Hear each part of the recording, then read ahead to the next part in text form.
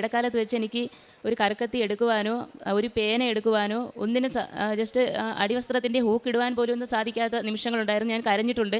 അടിവസ്ത്രത്തിൻ്റെ hook ഇടാൻ തന്നെ ഭയങ്കര ബുദ്ധിമുട്ടിയിട്ടുണ്ട്. വേറെ എന്തെങ്കിലും പ്രശ്നങ്ങളാണെങ്കിൽ നമുക്ക് ആരുടെയെങ്കിലും പറയാം. പക്ഷേ ഈ ഒരു പ്രശ്നത്തിന് എനിക്ക് എൻ്റെ മോള് ചെറുതാണ്, അപ്പോൾ അവളെ കൊണ്ട് സാധിക്കാനൊന്നും പറ്റത്തില്ല. ഒരുപാട് ഞാൻ കരഞ്ഞിട്ടുണ്ട്. വേദന സഹിക്കാതെ വന്നപ്പോൾ ആയുർവേദ ഹോസ്പിറ്റലിൽ പോയ ഗുളികയും കഷായവും അവർ തന്നു വിട്ടിട്ട് ഉപ്പ് കിഴി ഇടണമെന്ന് പറഞ്ഞു. ഡെയിലി പോയി ചെയ്യാനുള്ള ബുദ്ധിമുട്ട് കാരണം അത് പോയില്ല.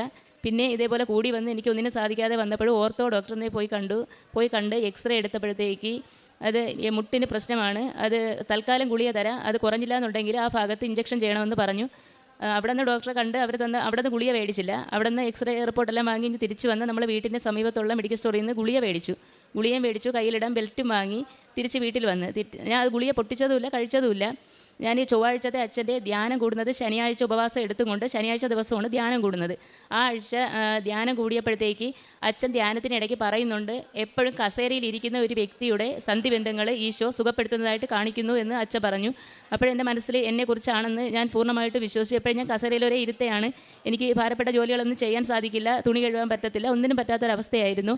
ഞാൻ അന്ന് വൈകുന്നേരം പിറ്റേന്ന് രാവിലെ ആയപ്പോഴത്തേക്ക് അതേപോലെ ആ ഗുളികയെല്ലാം കൂടെ എടുത്ത് മെഡിക്കൽ സ്റ്റോറിൽ കൊടുത്ത് ആ പൈസ തിരിച്ച് വാങ്ങിച്ചു. അന്ന് മുതൽ വിശുദ്ധ തൈലം ഉപയോഗിച്ച് പ്രാർത്ഥിച്ചതിൻ്റെ ഫലമായിട്ട് എനിക്ക് ഇപ്പോൾ എൻ്റെ കൈക്ക് യാതൊരുവിധ കുഴപ്പവുമില്ല. എന്ത് ജോലി വേണമെങ്കിലും എത്ര വെയിറ്റ് വേണമെങ്കിലും എനിക്ക് ആ കൈ കൊണ്ട് എടുക്കാൻ സാധിക്കുന്നുണ്ട്.